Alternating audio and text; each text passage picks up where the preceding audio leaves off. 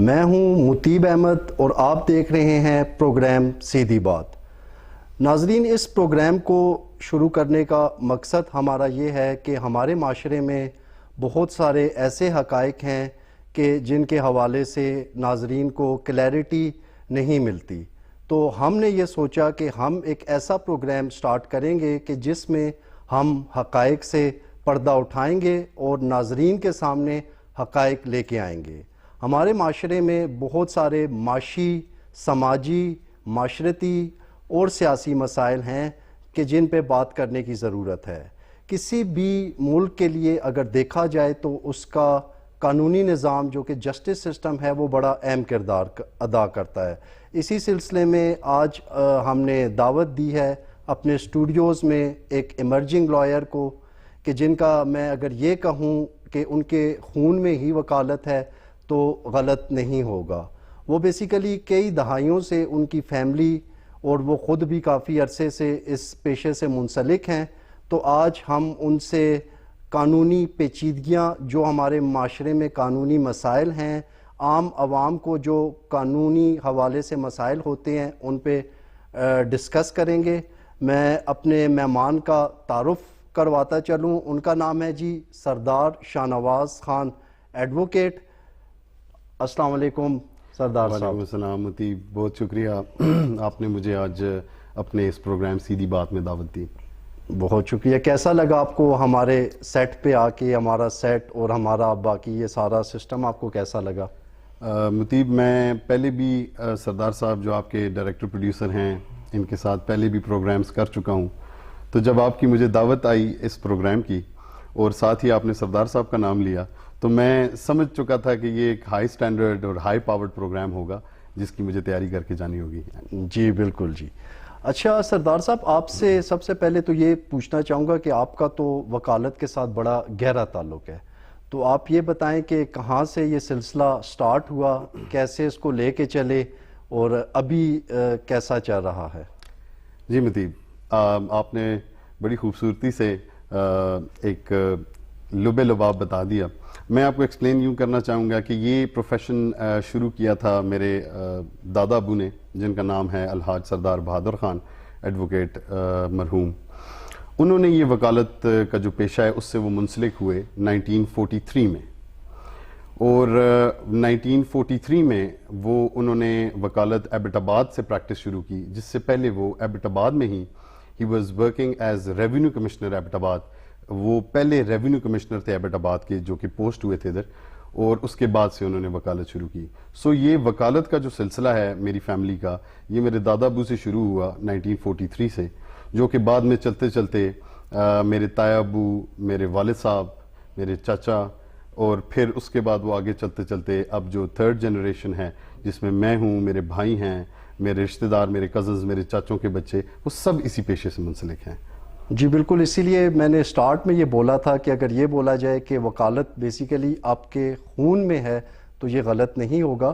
تو آپ سردار صاحب اپنے حوالے سے تھوڑا ہمیں بتائیں کہ آپ کی ایجوکیشن کہاں سے سٹارٹ ہوئی اور اس کے بعد آپ نے اپنی وکالت کیسے سٹارٹ کی اور وہ سفر کیسا رہا آپ کا؟ جی مطیب، میں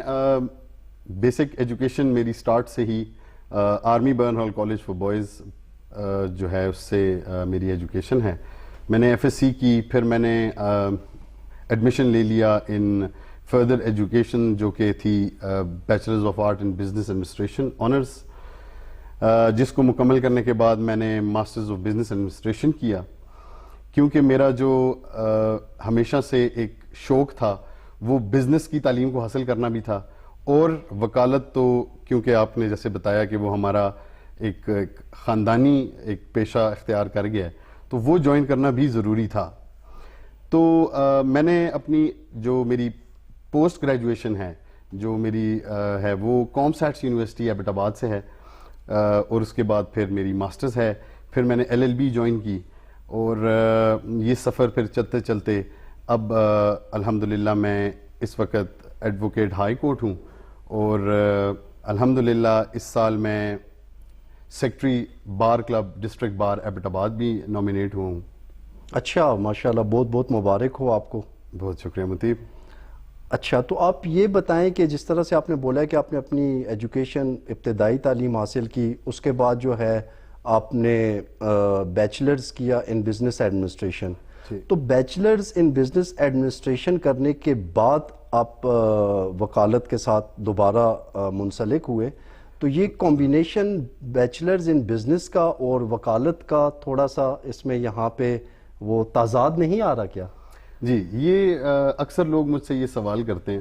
اور میں ان کو ایک چھوٹا سا جواب دیتا ہوں کہ جی ہر سبجیکٹ اور ہر پروفیشن آپس میں انٹر کنیکٹڈ ہیں. جس طرح آپ بزنس کے شعبے میں بھی آپ کو قانونی پیچیدگیاں جو ہیں وہ ضرور اس کا سامنا کرنا پڑے گا، اور اسی طرح اور کوئی پروفیشن ہے یا آپ کسی اور پیشے سے منسلک ہیں تو وہ پیشہ بھی لاء کے ساتھ انٹر ریلیٹڈ ہے. تو میرے خیال سے لاء کو اور باقی پروفیشنز کو انٹر ریلیٹ کرنا موزوں ہوگا. بالکل ٹھیک ہو گیا جی. اس کے علاوہ تھوڑا سا اب ہم آ جاتے ہیں آپ کے پروفیشن سے ریلیٹڈ چیزوں پہ میں آپ کے ساتھ ڈسکشن کرنا چاہوں گا. ہمارے معاشرے میں بیسیکلی اگر کسی بھی معاشرے میں ہم چلے جائیں تو وہاں پہ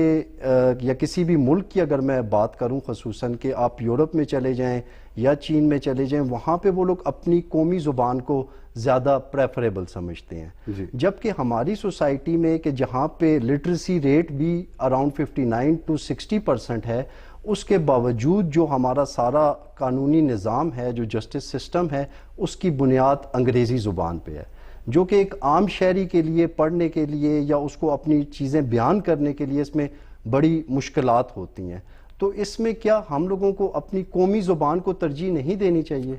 جی بالکل مطیب، آپ کا بہت ہی خوبصورت سوال تھا، اور یہ جو آپ کا سوال ہے یہ ایک وقت کی ضرورت بھی ہے، کیونکہ ہم جو قانون جو ہمارا تعزیرات پاکستان ہے یا جو ہمارا آئین ہے وہ فارم ہوا ہے، جو بنا ہے وہ بنا ہے برٹش قانون کو مد نظر رکھتے ہوئے. تو یہ جو آپ نے کوشچن کیا کہ ہم انگلش زبان پہ زیادہ ایمفسائز کرتے ہیں، زور دیتے ہیں، اور اردو کو ہم نے بیک اینڈ پہ کر دیا ہے، اس کا ریزن یہ ہے، اس کی وجہ ہی یہ ہے کہ ہمارا جو آئین ہے وہ بیسکلی بنایا گیا ہے برٹش قانون کو دیکھتے ہوئے، اور برٹش قانون جو ہے جیسے کہ آپ کو معلوم ہے وہ انگلش زبان میں ہے. تو وہ روایت کو اسی طرح برقرار رکھا گیا ہے جس کو ابھی آ کے ہمارے جسٹس افتخار چودھری صاحب تھے، انہوں نے ایک آرڈر پاس کیا تھا جس کے تحت انہوں نے تمام اداروں پاکستان کے بشمول تمام تر عدالتوں کو یہ حکم صادر فرمایا تھا کہ اب سے آپ نے جو ہماری قومی زبان ہے اردو، اسی کا استعمال کرنا ہے، جس کو انہوں نے سخت الفاظ میں اس چیز کا آرڈر صادر فرمایا تھا کہ جو ہماری قانونی ساری کمیونیکیشن ہے، یہ جو روابط ہیں، یہ جو پیچیدگیاں ہیں، وہ سب بھی عدالتی نظام والی بھی سب اردو میں ہی لکھی جائیں اور ہونی چاہیے. جی افتخار چودھری صاحب کے پاس یہ ایک پٹیشن آئی تھی جس کو انہوں نے باقی جو معزز ججز تھے ان کے ساتھ مشاورت کرتے ہوئے یہ آرڈر صادر فرمایا تھا، جو کہ بعد میں جناب جسٹس تصدق حسین جیلانی صاحب نے بھی اسی آرڈر کو انڈورس کیا اور یہ حکم نامہ صادر فرمایا. جی ناظرین، یہ ایک بڑی زبردست انہوں نے بات ہمارے ساتھ شیئر کی ہے کہ اب ہم لوگوں کے ملک میں چونکہ زیادہ اردو بولی جاتی ہے اور مضافاتی علاقوں میں اور دیہاتی علاقوں میں تو ان کی اپنی زبانیں ہیں، تو ان کو انگلش پڑھنے میں بڑی مشکلات ہوتی ہیں. تو اس وجہ سے اس چیز پہ بھی اب کام جاری ہے اور اس پہ بہت جلد ہم امید کر سکتے ہیں کہ آگے اردو زبان میں ہی قانونی چیزیں عمل میں لائی جائیں گی. اس کے ساتھ ساتھ وکیل صاحب، ہمارا جو انصاف کا نظام ہے اس پہ اگر میں یہ کہوں کہ ہمارے انصاف کے نظام میں بہت ساری خامیاں ہیں اور بہت ساری ایسی کمیاں ہیں کہ جس کا خمیازہ عام عوام بھگت رہی ہے، جس میں اگر میں آپ سے سیول کیسز کے حوالے سے بات کروں کہ کسی بھی مکان کا کیس ہوتا ہے، زمین کا کیس ہوتا ہے یا کسی دکان کا کیس ہوتا ہے، تو اس میں بیسیکلی ایک اگر 10 سال کا ایگریمنٹ سائن ہوتا ہے ایک مالک کا اور کرایہ دار کا، تو وہ 10 سال کے بعد اس کرایہ دار کی یہ کوشش ہوتی ہے کہ میں عدالتوں کا سہارا لے کے مزید 10 سے 15 سال گزار دوں. تو تو یہ کیوں نہیں اس قانون میں اتنا وہ جسے ہم کہتے ہیں سپیڈی جسٹس لایا جا رہا کہ جس کو ایک دم سے عمل میں لاتے ہوئے حقوق پرووائڈ کیے جائیں مالک کو اس کے؟ جی بالکل مطیب، یہ بھی ایک آپ کی بہت ہی خوبصورت جو نقطہ نظر ہے اس پہ آپ نے سوال کیا ہے. آپ بالکل ٹھیک کہہ رہے ہیں، عدالتی نظام تھوڑا سا ورڈ یوز کرنا ہوگا،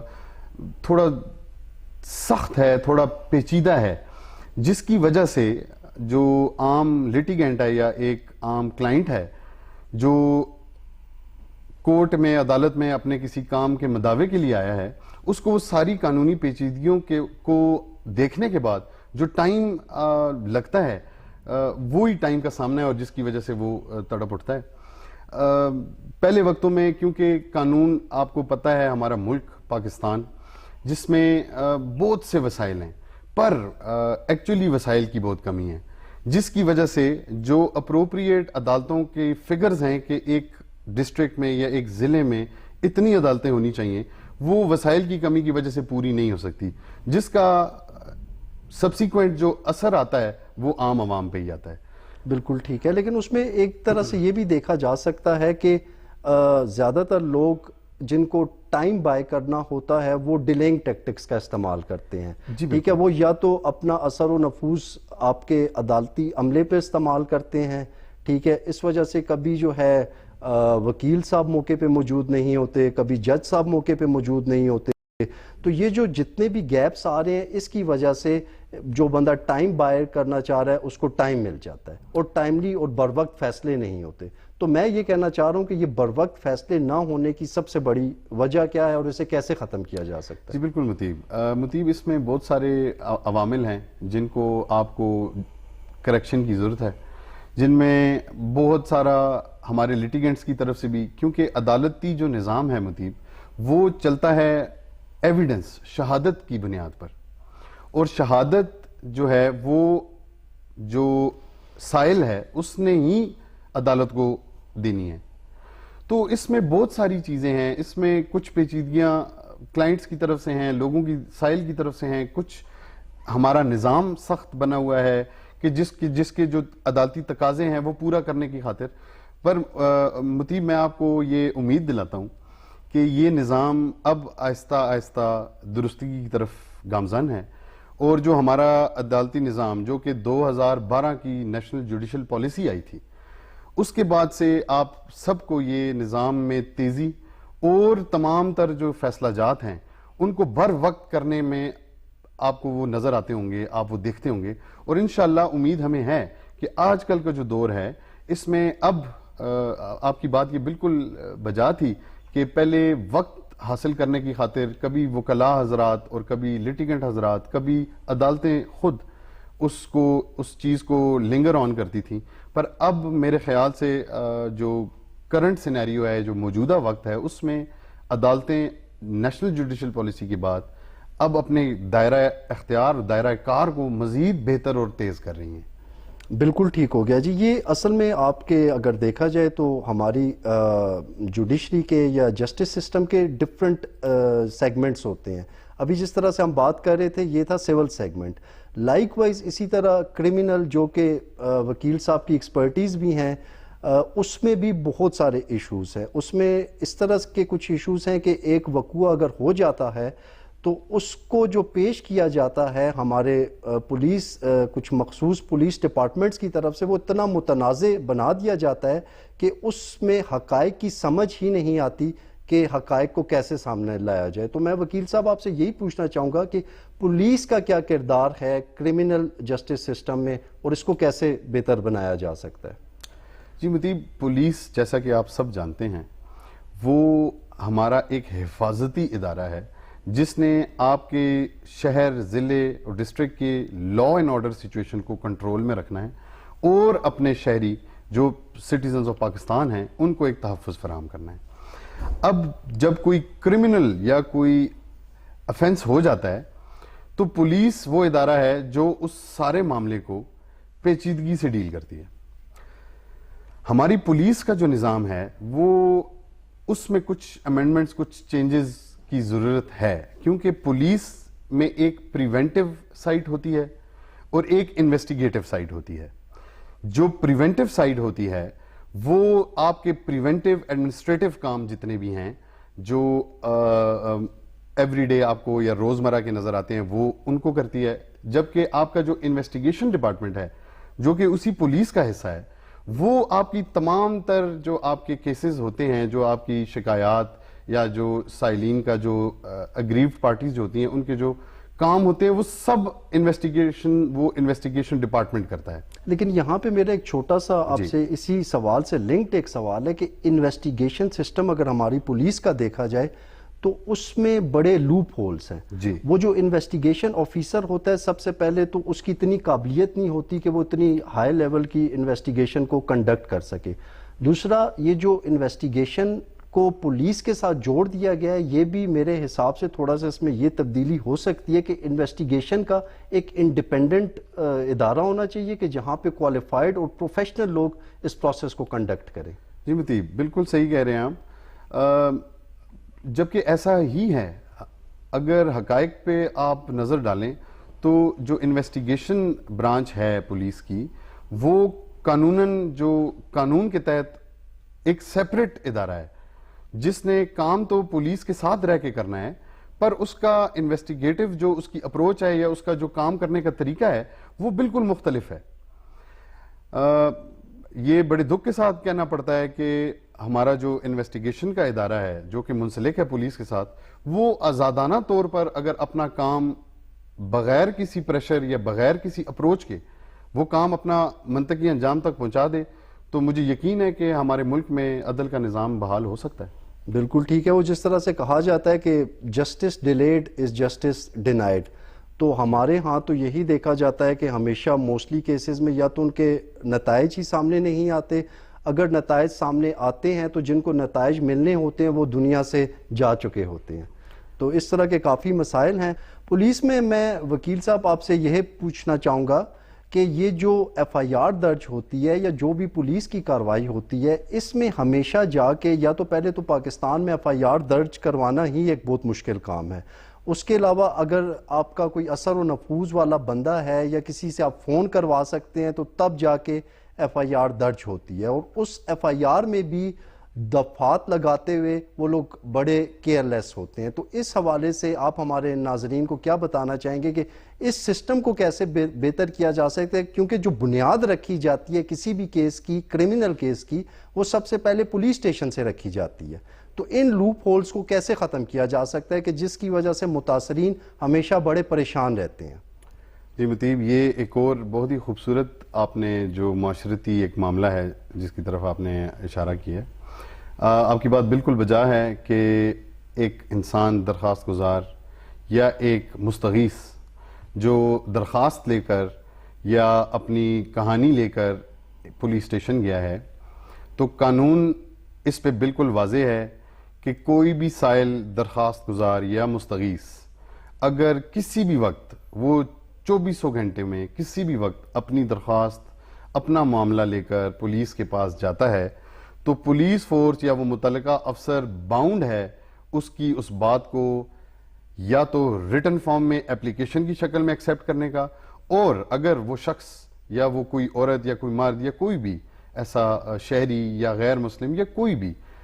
جو اس ملک کا حصہ ہے اور وہ اپنا کوئی مسئلہ یا اپنا کوئی ایشو یا اپنی کوئی کرمنل افینس جو اس کے اگینسٹ ہو گیا ہے وہ لے کر اس پولیس کے پاس جاتا ہے تو وہ افسر مجاز جو ہے وہ اس پہ لازم ہے کہ اس کی وہ داد رسی کرے اور اس کی اس اپلیکیشن کو جو کہ اگر ریٹن فارم میں ہے تو اس طرح ریسیو کرے, اور اگر وربل شکایت ہے تو اس کو خود سن کر اپنے ہاتھ سے اس کو قلم کے ڈاؤن کرے اور اس کو پین ڈاؤن کرے اور اس کو ایف آئی آر کی شکل میں اس کی شکایت کا مداوع کرے. بالکل آپ نے یہ بات تو کی ہے, یہ بات آپ کی بالکل ٹھیک بھی ہے, لیکن میرا یہاں پہ سوال یہ تھا کہ جو ارباب اختیار لوگ وہاں پہ ہوتے ہیں ان کو یہ تو پتہ ہوتا ہے کہ بیسیکلی یہ سب کچھ قانون یہ لکھ دیا گیا ہے, لیکن اس پہ عمل درآمد جس ٹائم کرنے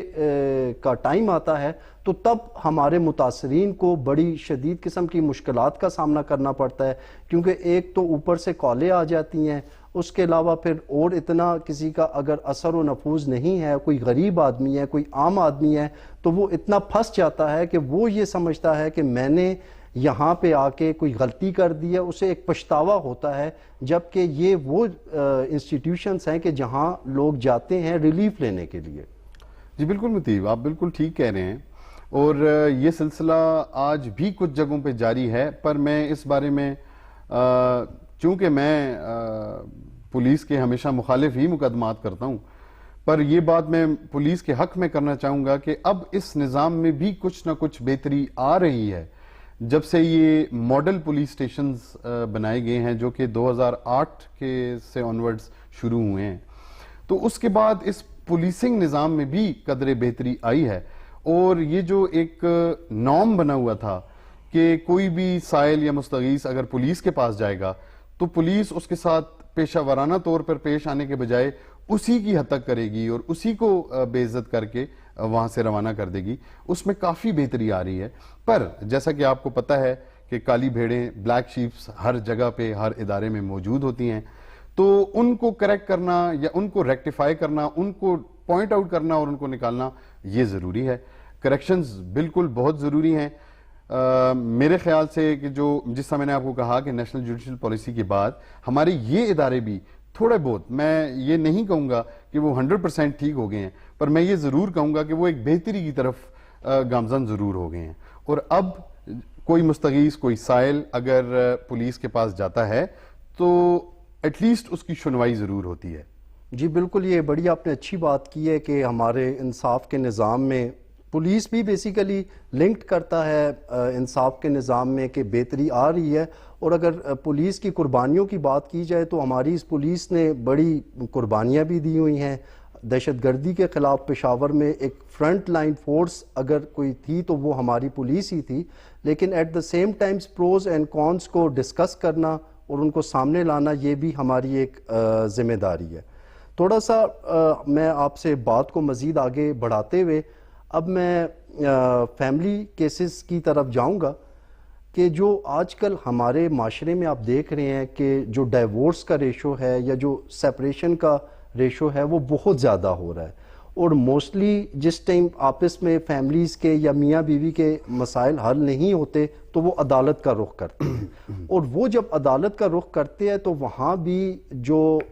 وکیل ہے وہ مسئلے کو حل کرنے کی کوشش کر سکتے ہیں, لیکن وہاں پہ مسئلہ حل ہونے کے بجائے مزید پیچیدگیوں میں کیوں چلا جاتا ہے اور لنگر آن کیوں ہو جاتا ہے؟ جی مطیب, یہ بھی ایک بڑا خوبصورت پہلو ہے, آپ نے بڑا اچھا سوال کیا ایک اور, کہ جو فیملی کیسز ہیں مطیب, جیسا کہ آپ جانتے ہیں کہ ہر جو ایشو ہے اس سے ریلیٹڈ یا اس سے متعلقہ ایک قانون موجود ہے, اور جیسا کہ آپ نے کہا کہ جو فیملی ایشوز ہیں یہ فیملی لاز کے تحت ان کی ساری جو پروسیڈنگز ہوتی ہیں وہ اس کے تحت ہوتی ہیں. میں پچھلے نظام پہ ڈیبیٹ کرنے کے بجائے جو موجودہ ہمارا کرنٹ نظام چل رہا ہے اس پہ بحث کرتا ہوں کہ یہ جس طرح باقی ہمارا عدالتی نظام تھوڑا سا فرسودہ تھا, تھوڑا سا سلو تھا, اسی طریقے سے یہ ہمارے فیملی کے جو کیسز کے معاملات تھے یہ بھی اسی سپیس سے, اسی سپیڈ سے سلو تھے اور فرسودہ تھے, جو کہ اب نیشنل جوڈیشل پالیسی کے بعد یہ بہت ساری چیزوں میں چینجز آ گئی ہیں. میں یہ نہیں کہوں گا کہ obviously کہ یہ 100% ٹھیک ہو گیا ہے, پر اب جو فیملی کیسز ہوتے ہیں اس میں اگر کوئی سائل یا کوئی نہیں, وکیل صاحب ایک منٹ یہاں پہ میں آپ سے ایک تھوڑی سی بات کرنا چاہوں گا کہ یہ تو آپ پروسیڈنگز کی طرف چلے گئے, لیکن جس ٹائم پہلے ایک فیملی کیس اگر ایک ہسبینڈ یا ایک وائف وکیل حضرات کے پاس تشریف لے کے جاتے ہیں تو وہ ان کو یہ کوشش کیا نہیں کرنی چاہیے کہ وہ انہیں کسی طرح سمجھائیں, کچھ کمپرومائز ہو سکتا ہے, کچھ گیو اینڈ ٹیک کر کے اگر ایڈجسٹ ہو سکتا ہے, ان کا گھر اگر آباد ہو سکتا ہے تو وہ اس طرف لے کے جانے کی انہیں کوشش کیوں نہیں کرتے, بجائے اس کے کہ فوراً کیسز کورٹس میں چلے جاتے ہیں اور کورٹس کے بعد وہ کیسز جو ہے یا تو ختم ہی نہیں ہوتے یا اتنی جلدی ختم ہو جاتے ہیں کہ جس پہ ہر بندہ حیران اور پریشان ہوتا ہے. جی مطیب, بالکل ٹھیک کہا آپ نے. مطیب, کیونکہ میں خود پیشے سے ایک وکیل ہوں اور اس طرح کے معاملات دن میں اور ہفتوں میں میرے پاس آتے رہتے ہیں, تو میں آپ کو اس کی ایک کلیئر پکچر دیتا ہوں. جب بھی کوئی درخواست گزار آیا وہ لڑکی ہے یا لڑکا ہے, وہ میرے پاس اگر آتا ہے تو میری پہلی جو کوشش ہوتی ہے, میں اپنی ذات کی بات کروں گا کہ جو میری پہلی کوشش ہوتی ہے وہ یہی ہوتی ہے کہ اس سے اس کی ساری سٹوری یا اس کی کہانی یا جو اس کا دکھ ہیں وہ سن کر اس کو پہلی بات اسی طرف راغب کرنا ہوتی ہے کہ آپ کچھ ایسا کریں کہ آپ اپنے جو بیٹر ہاف ہے یا جو ادر ہاف ہے اس کے ساتھ آپ کوئی ریکنسیلیشن کر لیں, آپ کو مفاہمت کر لیں, کوئی ایسا معاملہ ہو جائے کہ یہ معاملہ عدالت میں جانے کے بجائے آپس میں ہی حل ہو جائے, صلح صفائی ہو جائے. اس میں کچھ عوامل, بہت سارے عوامل شامل ہوتے ہیں کیونکہ دو فیملیز ہوتی ہیں اور ہر انسان کا سوچنے کا جو پیٹرن ہے وہ ڈیفرنٹ ہوتا ہے. تو ہمارے پاس تو ایک سائیڈ, اوبیسلی ہمارے پاس ایک سائیڈ آف دا پارٹی آتی ہے, تو ہم اسی کو ایمفیسائز, اسی کو ریکویسٹ کر سکتے ہیں کہ آپ اس کو ریکنسیلیشن کی طرف لے کے جائیں. جبکہ جو دوسری پارٹی ہوتی ہے اس تک ہماری کوئی اپروچ نہیں ہوتی, اور اگر ہم اس کو اپروچ کرنا چاہیں تو وہ چیز ہمارے اگینسٹ یوز کی جاتی ہے کہ یہ وکیل صاحب دوسری پارٹی کو اپروچ کرتے ہیں. تو اس لیے ہم اپنے ہی لیٹیگینٹ یا ہمارا ہی جو کلائنٹ ہوتا ہے اس کی حد تک, میں اپنی بارے میں بات کروں گا کہ میری یہ کوشش ہوتی ہے کہ ایک کیس کو داخل دفتر کرنے سے پہلے میں ان کی ایک دفعہ مفاہمت کی کوشش ضرور کرتا ہوں. یہ تو بہت اچھی بات ہے وکیل صاحب اگر آپ ایسی کوشش کرتے ہیں, لیکن آپ نے اپنا بتایا کہ آپ کے پاس اگر کوئی آ جائے اپنا مسئلہ لے کے, تو آپ کیا صرف امیروں کے ہی وکیل ہیں یا آپ کچھ غریب لوگوں کو بھی کچھ سپورٹ کرتے ہیں, کوئی ان کے ساتھ کوئی کرٹیسی شو کرتے ہیں؟ نہیں بالکل مطیب, آپ یہ بھی بڑا خوبصورت بات آپ نے بڑے پیار سے جو ہے مجھ سے پوچھ لی. ہوتا ایسے ہے مطیب کہ ہمارا کوئی فکسڈ پیسے نہیں ہوتے, وکیل حضرات, وکلاء حضرات جو ہوتے ہیں ان کی کوئی فکسڈ اماؤنٹ نہیں ہوتی, اور وہ ویری کرتی ہے, وہ چینج ہوتی ہے بندے کی بنیاد پہ کہ کوئی ایسا شخص جو کہ اکنامکلی اتنا اسٹرانگ نہیں ہے وہ اگر میرے پاس آتا ہے تو یہ سچ ہے کہ میں اس سے فیس چارج نہیں کرتا, اور اگر کوئی ایسا شخص قابل استطاعت ہے تو پھر فیس لینا ہمارا حق ہے. جی بالکل. اچھا, یہ جو آپ نے بات کی جو قابل استطاعت نہیں ہے, جی, اس کا کیس آپ فری میں کرتے ہیں؟ جی مطیب, مطلب اس کو اپنی دہلیز سے واپس نہیں بھیجتے, اس کو سنتے ہیں, اس کا کیس لیتے ہیں اور اس کو پراپر انصاف دلانے کی کوشش بھی کرتے ہیں. جی مطیب, میں نہ کہ صرف ان کا وہ کام کرتا ہوں بلکہ جو اخراجات, اوبیسلی آپ کو یہ پتہ ہے کہ جب آپ ایک کیس دائر کرتے ہیں تو اس کے کچھ اخراجات لازمی ہوتے ہیں, جن میں کچھ ان کی پرنٹنگ کے اخراجات, کچھ کورٹ فی کی مد میں اخراجات اور کچھ اس طرح کے اخراجات. وہ تو چلیں چھوٹے موٹے اخراجات ہیں جو وہ خود افورڈ کر سکتے ہیں, لیکن جو میجر آپ کی جو فیس کا وہاں پہ پہلو ہے اس میں آپ ان کو فل ریلیف دے دیں. جی مطیب, میں آپ کو یہی عرض کر رہا تھا کہ میں نہ کہ صرف ان سے فیس نہیں لیتا جو ایسے لوگ ہیں جن کی استطاعت نہیں ہے, بلکہ میں اپنی جیب سے, اپنی پاکٹ سے جو ان کا وہ خرچہ جو کہ مینڈیٹری ہے, ضروری ہے, وہ بھی میں اپنی جیب سے کرتا ہوں. بہت اچھی بات ہے جی, یہ بڑی خوشی ہوئی ہے ناظرین یہ سن کے کہ ہمارے معاشرے میں ایسے بھی لوگ ہیں جو کہ انسانیت کی اہمیت کو اور لوگوں کے مسائل کو سمجھتے ہیں. اچھا وکیل صاحب, ہمارے معاشرے میں اگر دیکھا جائے اوورال اس ٹائم منشیات کا جو ایک ٹرینڈ ہے وہ بڑا عام ہو چکا ہے, چاہے وہ اسکول ہوں, کالجز ہوں یا یونیورسٹیز ہوں, وہاں پہ دیکھا جاتا ہے کہ منشیات بڑی ایزیلی بچوں کی ایکسیس بھی ہوتی ہے, ٹھیک ہے, اور وہ اس وجہ سے وہ منشیات لینے کی وجہ سے ان کا سارا کیریئر بھی تباہ ہو جاتا ہے. اسی سلسلے میں ابھی اسلامک یونیورسٹی آف بہاولپور کی ایک بڑی سٹوری آج کل زیر گردش ہے, اس میں آپ دیکھ سکتے ہیں کہ کس طرح سے یونیورسٹی میں کون کون سی انلیگل ایکٹیویٹیز ہو سکتی ہیں. تو آپ یہ منشیات کی روک تھام کے لیے ہمارا جسٹس سسٹم کیوں نہیں کوئی مضبوط سٹیپ لیتا یا کوئی ایسے کام کرتا کہ جس سے منشیات کی لعنت سے جان چھڑائی جا سکے؟ جی مطیب, منشیات تو مطیب ہمارے معاشرے کا اس وقت سب سے بڑا ناسور بن چکا ہے, جو کہ ہمارے ینگ جنریشن, ہماری جو یوتھ ہے اس میں انجیکٹ کیا جا رہا ہے اور کر چکے ہیں اور کیا بھی جا رہا ہے, جس کی روک تھام نہایت ضروری ہے. اور اس سلسلے میں بھی ہمارا ایک قانون موجود ہے جس کو کنٹرول آف نارکوٹکس کہا جاتا ہے ایکٹ ہے, اور اس کے تحت ہی اگر کوئی منشیات کی سمگلنگ یا منشیات کی ترسیل کر رہا ہے یا منشیات کا پوزیشن ہے اس کے پاس,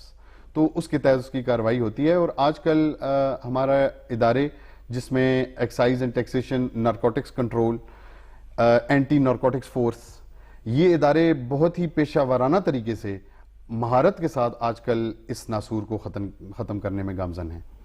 بالکل ٹھیک ہو گیا. وکیل صاحب, آپ سے کافی پہلوؤں پہ ڈسکشن میری ہو چکی ہے, جس میں سول بھی تھے, کرمنل بھی تھے,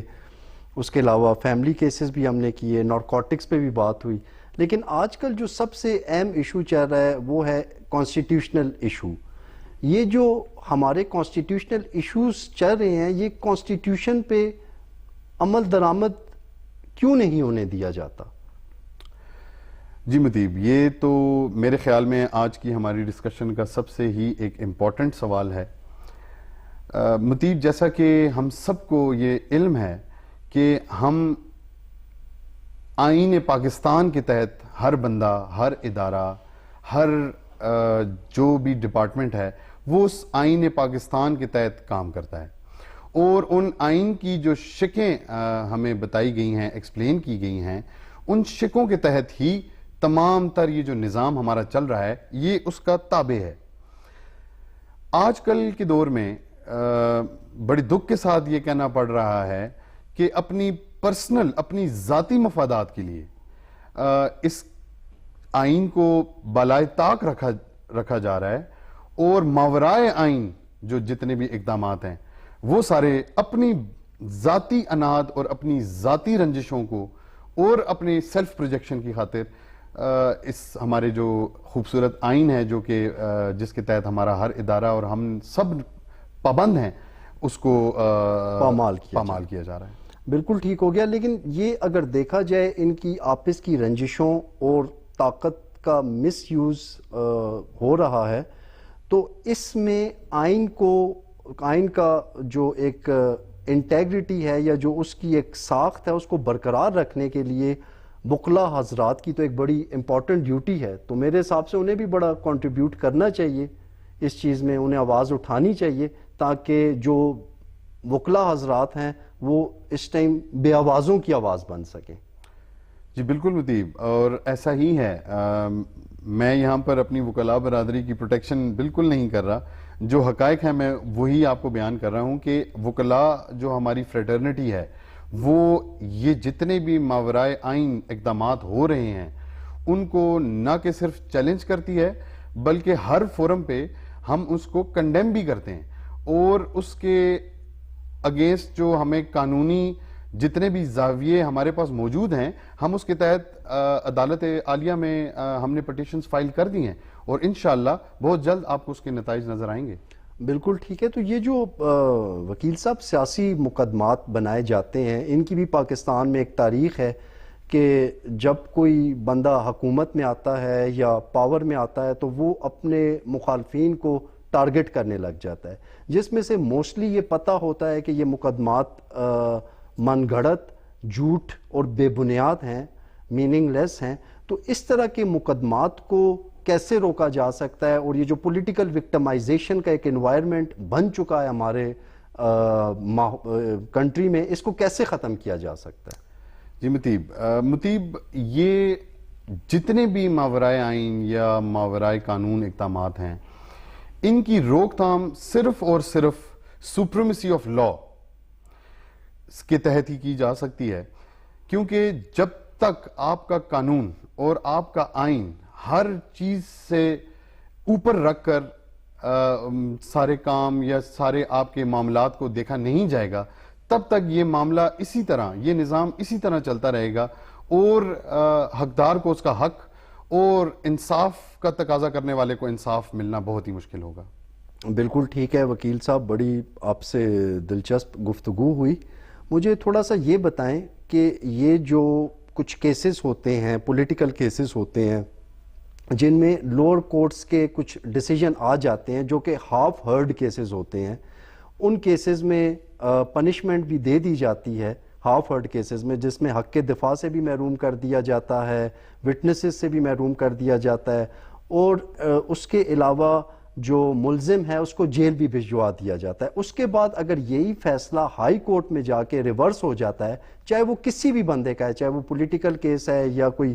کرمنل کیس ہے, تو وہ بندہ اتنے ٹائم کے لیے جیل میں سزا کاٹتا ہے, تو اس کی اسے کیا کمپنسیشن ہوتی ہے؟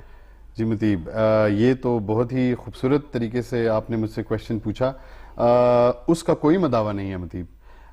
یہی تو وہ لوپ ہولز ہیں, یہی تو وہ ساری کمیاں ہیں جو کہ ہم وکلاء بارہا اور اب بھی ہر فورم پر ڈسکس کرنے میں یا لوگوں کو ایکسپلین کرنے میں بالکل شرمندگی محسوس نہیں کرتے کہ یہ کچھ ایسی کمیاں ہمارے قانون میں موجود ہیں کہ جس میں ایک شخص جس کو سزا ابھی ہوئی نہیں ہے اور وہ وقتی طور پر پابند سلاسل ہے, اور کسی لیٹر سٹیج پر اس کو اگر وہ باعزت بری یا اس کو اس نظام انصاف مل جاتا ہے, تو ود ان دیٹ ٹائم جو اس کا تکلیف کا وقت ہے اس کا کوئی خمیازہ نہیں ہے. اس کے لیے ہماری وکلاء فریٹرنیٹی نے بہت ساری گزارشات, بہت ساری ترامیم اعلیٰ عدلیہ اور ہمارے حکمرانوں اور پارلیمنٹ تک پہنچا دی ہیں, جو کہ انشاءاللہ ضرور وقت کے ساتھ آپ کو اس میں چینجز ملیں گی. انشاءاللہ ہم پر امید ہیں. بالکل ٹھیک ہو گیا. اچھا, تو اسی حوالے سے میرا ایک اور آپ سے کویشچن یہ ہے کہ اگر ایک رسپیکٹڈ آنریبل جج کوئی آبجیکشنیبل فیصلہ کر دیتا ہے, تو جب بھی اس پہ کوئی عام بندہ یا کوئی لے مین بات کرتا ہے تو اس پہ آل آف دا سڈن توہین عدالت کیوں لگ جاتی ہے؟ کیا یہ ایک عام شہری کا حق نہیں ہے؟ کیا یہ اس کا فنڈامنٹل رائٹ نہیں ہے کہ وہ اپنی ججمنٹ کے حوالے سے بات کر سکے, وہ دیکھ سکے کہ حقائق کیا ہیں؟ آیا کہ یہ فیصلہ حقائق کو مد نظر رکھتے ہوئے کیا گیا ہے یا یہ طاقت کے بل بوتے پہ کیا گیا ہے؟ جی بالکل مطیب, ہر شہری کا آئین پاکستان کے تحت جو آرٹیکل 8 سے آرٹیکل 28 تک پہ مبنی ہیں, ان کے تحت آپ ہم سب شہری جو اس پاکستان کے شہری ہیں, ہمیں ہمارے رائٹس کو ایکسپلین کیا گیا ہے. اب جو قانونی جو آپ کا سوال ہے کہ ایک معاملہ اگر عدالت عالیہ یا کسی بھی عدالت مجاز میں چل رہا ہے اور اس پر اگر ہم بات کرتے ہیں تو عدالت یا معزز جج صاحبان اس پہ کنٹیمپٹ جو ہے وہ پروسیڈنگ چلا دیتے ہیں. اس کا جو بیسک ریزن ہے وہ یہی ہے مطیب, یہ میں آپ کی توسط سے عوام کو بھی بتانا چاہوں گا, کیونکہ ایک معاملہ جب عدالت میں چلا جاتا ہے تو وہ عدالت مجاز ہوتی ہے اس معاملے پہ انصاف کرنے پہ, اور اسی پروسیڈنگ کے تحت وہ عدالت دونوں پارٹیز اور عام عوام کو قانونی پیچیدگیوں پہ بات کرنے سے روکتی ہے. اس کے علاوہ جو کوئی معاشرتی معاشی پرابلم ہے یا اس سے ریلیٹڈ کوئی سوسائٹل پرابلم ہے, اس پہ بات کرنے پہ قطعاً کوئی پابندی نہیں ہے. صرف اور صرف جو ویریز لا کی, جو قانون کی جو ویریز ہیں, جو قانونی پیچیدگیاں ہیں یا قانون ہے یا جو پروسیجر ہے, اس پہ بات کرنے سے معزز جج صاحبان یا عدالتیں جو ہیں وہ منع کرتی ہیں. بالکل ٹھیک ہے. اچھا وکیل صاحب, آج کل تو دیکھا جائے تو خواتین بھی بڑی کنٹریبیوشن دے رہی ہیں, اور ججز بھی ہیں, وکلاء بھی ہیں, اور ڈفرینٹ واک آف لائف میں وہ اپنی کنٹریبیوشن دے رہی ہیں. تو آپ کیا کہنا چاہیں گے اپنی خواتین لیگل فریٹرنیٹی کے لیے کہ ان کی کیا کنٹریبیوشن ہے اور ان کا کیا رول ہے ہماری اس عدلیہ میں؟ جی بالکل مطیب, ہماری خواتین ماشاءاللہ, ہمارے ملک کی خواتین بہت ہی لائق, بہت ہی شارپ اور بہت ہی ایک پروفیشن کو سمجھ کر کرنے والی ایک سٹریٹا ہے سوسائٹی کا, اور میں ان کو بہت ہی عزت کی نگاہ سے اس لیے دیکھتا ہوں کیونکہ ہماری جو میری لیگل فریٹرنیٹی ہے اس میں خواتین کا ایک بہت بڑا رول ہے, اور ہماری کچھ تو بہت ہی سینئر معزز خواتین وکلاء ہیں جو کہ بہت ہی پیشہ ورانہ طریقے سے اپنی وکالت کو اور اپنے کام کو جاری و ساری رکھے ہوئے ہیں. ہماری اعلیٰ عدلیہ میں بھی خواتین کا ایک ڈیسنٹ رول ہے, اور آپ دیکھیں گے کہ اب تو سپریم کورٹ آف پاکستان میں بھی معزز خواتین جج صاحبان کو اپوائنٹ کیا جاتا ہے. میرے نزدیک